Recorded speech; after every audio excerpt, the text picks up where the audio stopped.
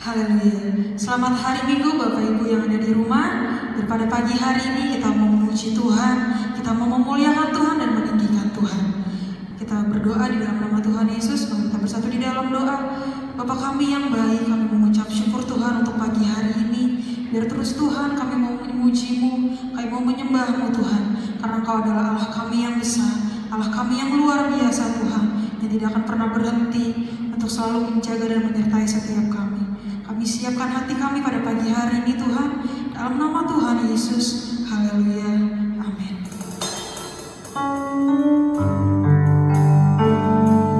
Pada pagi hari ini Tuhan, hadirat-Mu boleh ada di tempat ini Tuhan, boleh ada di rumah kami masing-masing untuk selalu memuji dan memuliakan nama-Mu.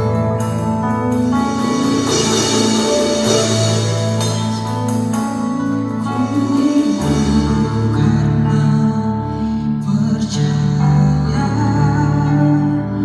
Kau yang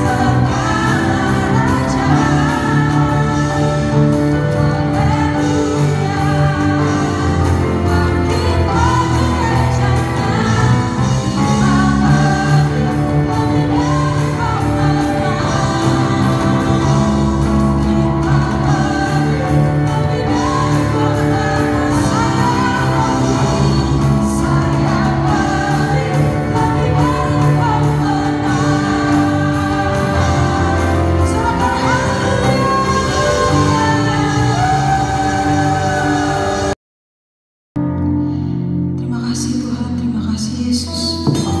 Kami menyambut firman-Mu Tuhan. Karena yang kami andalkan dalam setiap kehidupan kami adalah kebenaran firman-Mu Bapa. Hanya pribadi-Mu Tuhan. Makasih Yesus. Engkau Tuhan yang setia. Waktu-Mu selalu yang terbaik. Engkau Tuhan sandaranku, dan ku hanya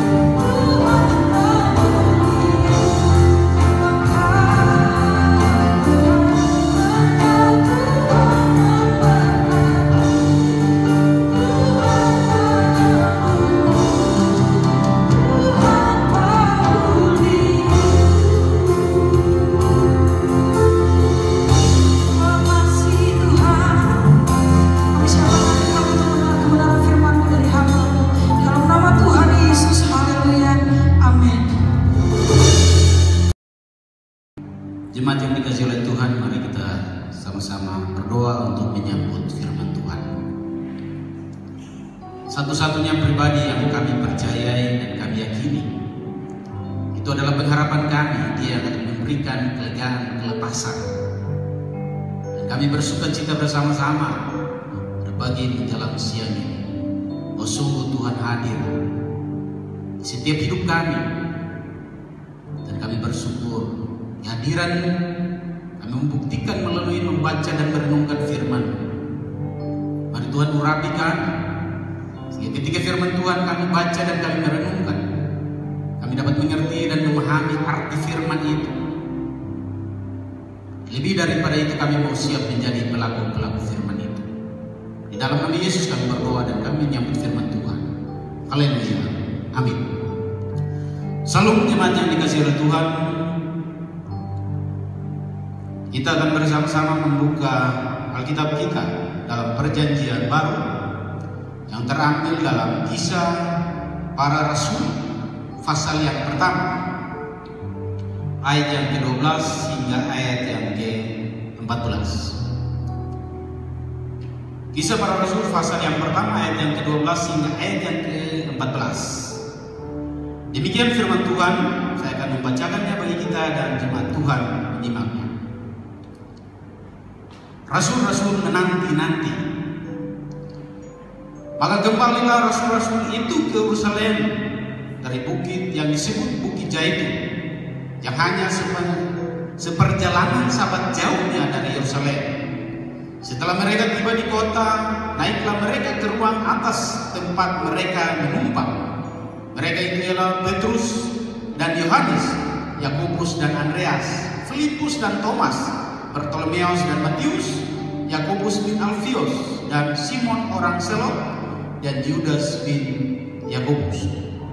Mereka semua bertekun dengan sehati di dalam doa bersama-sama dengan beberapa perempuan serta Maria ibu Yesus dan dengan saudara-saudara Yesus.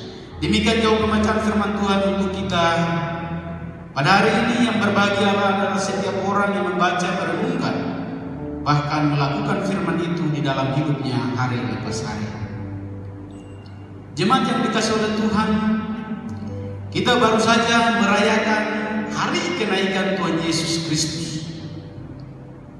Yang hari ini tepat hari yang ketiga dan hari Minggu nanti, tepatnya pada tanggal 31, kita akan merayakan yang namanya pencurahan Roh Kudus atau hari yang ke-50.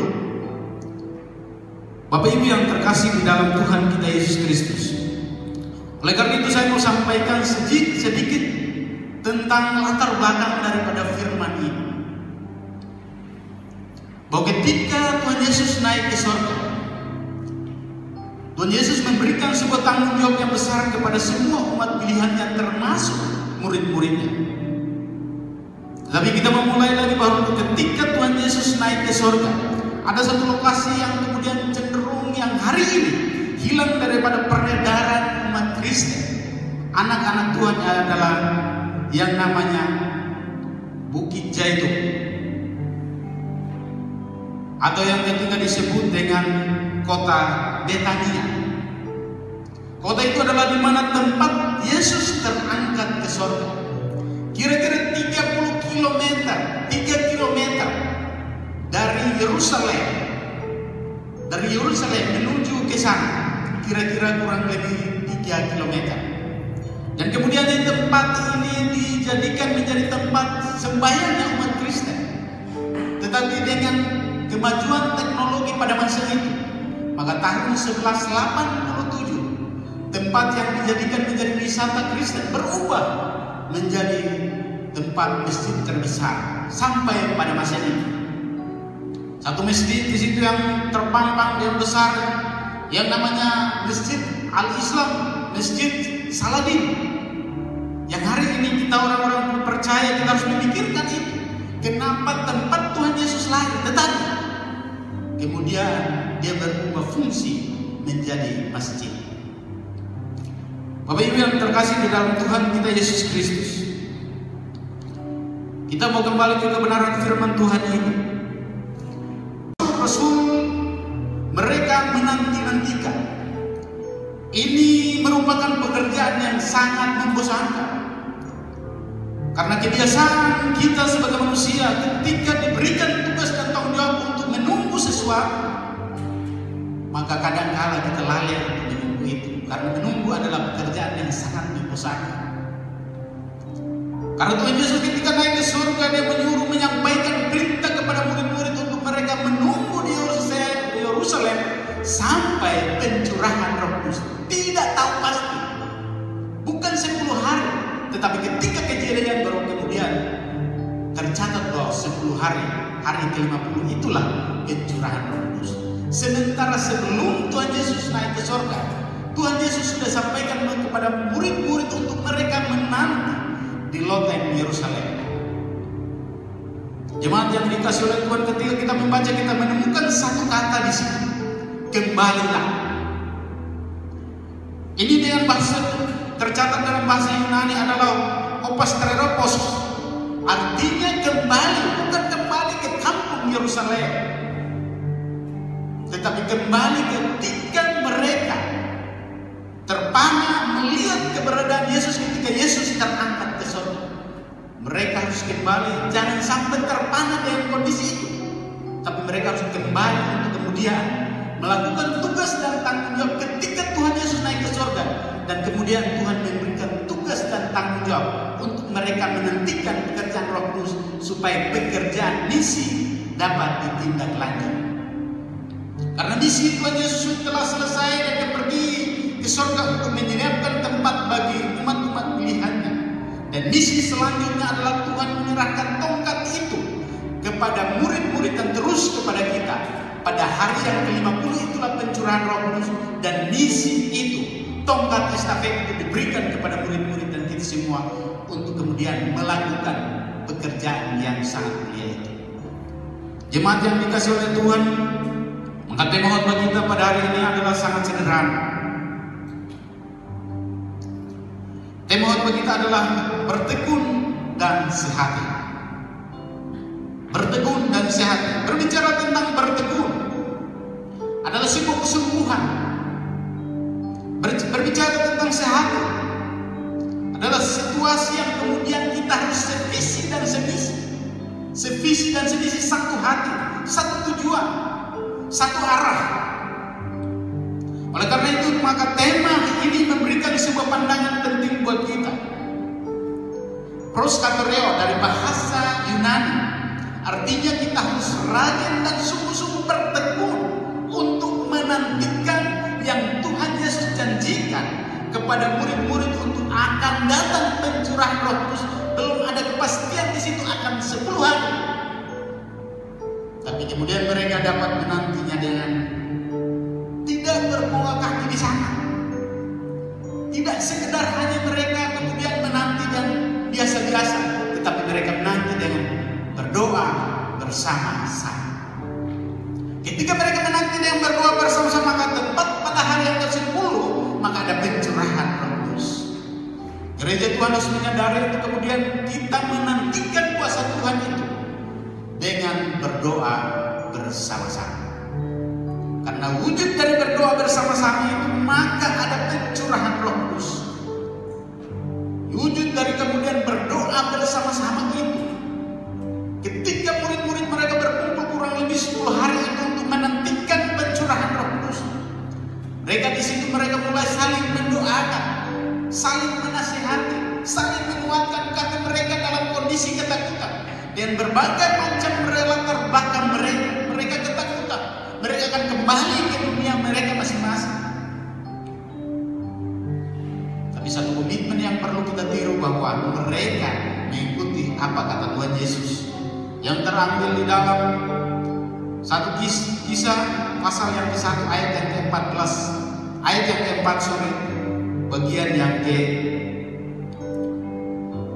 pada suatu hari ketika ia makan bersama-sama dengan mereka, ia melarang mereka meninggalkan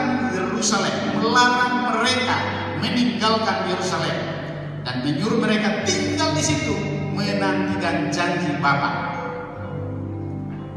Awal sebelum ada Tuhan Yesus naik, mereka melakukan perjamuan makan bersama-sama, kemudian Tuhan Yesus sudah menjanjikan kepada mereka bukan hari ke-50 nanti, tetapi akan ada hari pencurahan pencurahan Roh Kudus, tetap tidak boleh keluar daripada Yerusalem. Fokus ada di Yerusalem, fokus ada di keluarga. Sehingga hari ini kita harus menyadari bahwa saya mencari dalam sejarah gereja, saya belum pernah mendapatkan.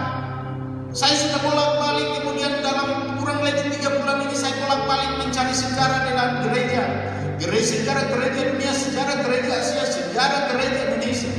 Bahwa tidak pernah ada gereja yang ditutup, tidak ada ibadah. Tetapi sejarah tercatat baru 2020 bahwa ada sejarah baru tercatat bahwa gereja ditutup oleh karena ada sesuatu. Bahwa gereja ditutup oleh karena virus yang mendunia. Sehingga gereja hari ini tidak dapat melaksanakan bertatap muka bersama-sama. Ini yang kemudian menjadi pertanyaan penting buat kita. Fungsi gereja dan gedung sesungguhnya yang seperti apa yang kita harus pikir. Oleh karena itu jemaat yang dikasih oleh Tuhan, mari terus bertekun dan sehat. Untuk kemudian fungsi gereja atau kita sesungguhnya bukan karena gedung. Karena sejarah mencatat bahwa tidak pernah ada penutupan gereja dari gereja mula-mula sampai kemudian tahun 2020 baru sejarah kemudian mencatat. Berarti kaum teologi yang mulai berpikir untuk mulai menciptakan sejarah baru bahwa gereja pernah ditutup oleh karena virus corona. Oleh karena itu jemaat yang dikasihi oleh Tuhan, untuk kemudian dapat keluar daripada persoalan virus corona atau apapun itu masalahnya, maka hari ini kita ada pelajaran 3 hal sebagai landasan pegangan kepada kita.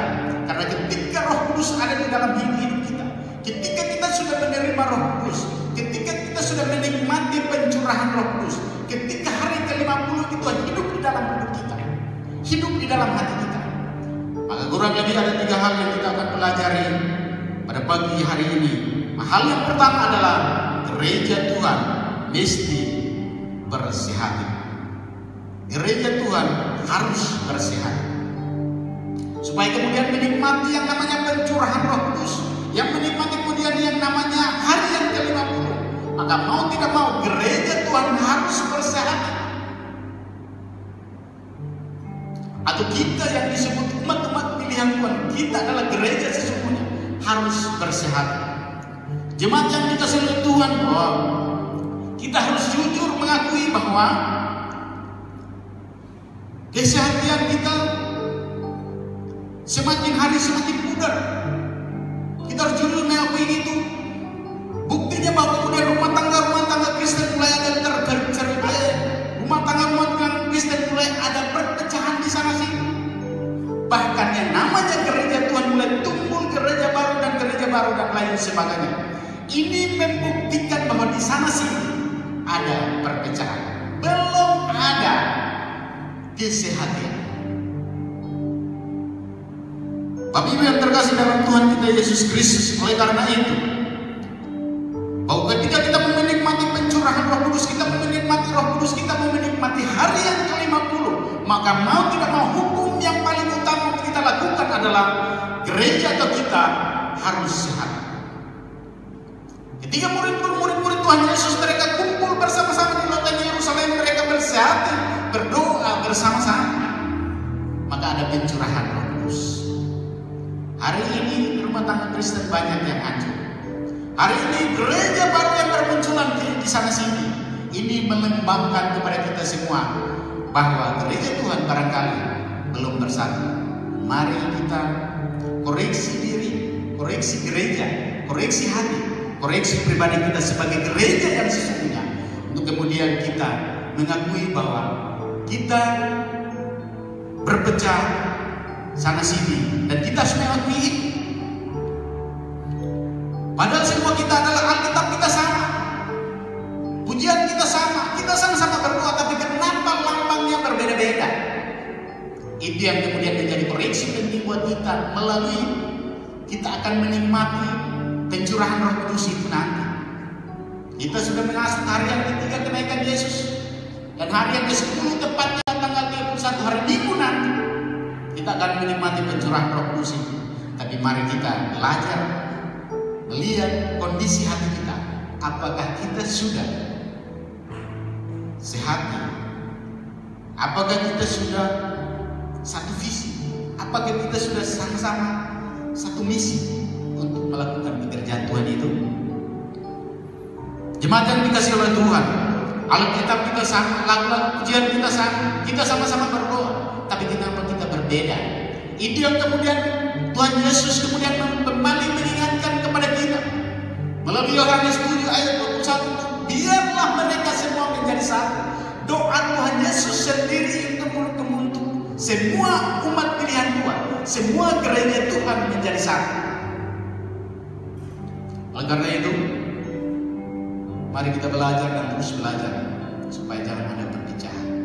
Yang ada adalah satu, sehati, sevisi, seia sekata untuk melakukan pekerjaan Tuhan. Dan hal yang kedua, supaya kita dapat menerima pekerjaan Roh Kudus, kita dapat menikmati hari yang ke-50, kita dapat menikmati pencurahan Roh Kudus. Maka hal yang kedua adalah gereja mesti tekun berdoa. Atau kita harus tekun berdoa. Kita harus tekun dalam doa. Bertekun dalam doa adalah respon iman sebagai wujud ketaatan kita kepada Tuhan Yesus.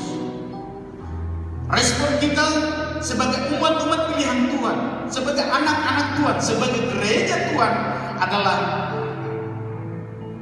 harus tekun di dalam doa. Berbicara tentang tekun di dalam doa ini bukan berbicara tentang pribadi, tetapi ini berbicara tentang satu lembaga yang besar yang di dalamnya harus bersama-sama menikmati yang namanya pencurahan Roh Kudus. Oleh karena itu semua yang ada di dalam gereja itu menjadi tanggung jawab kita semua. Semua jemaat Tuhan, semua pelayan Tuhan menjadi tanggung jawab kita semua untuk kemudian bersama-sama menikmati pencurahan Roh Kudus itu, bersama-sama menikmati hari yang ke-50 itu.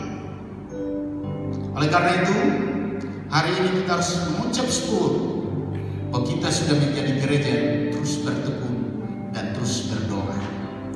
Bapak Ibu yang terkasih di dalam Tuhan kita Yesus Kristus, seharusnya bertekun dan berdoa menjadi gaya hidup iman Kristiani, karena itu yang kemudian diteladani oleh murid-murid pada masa itu. Murid-murid pada masa itu yang kita baca dalam ayat yang ke-13. Semua murid-murid itu mereka berkumpul bersama-sama, saling mendoakan, saling menasihati, saling menguatkan.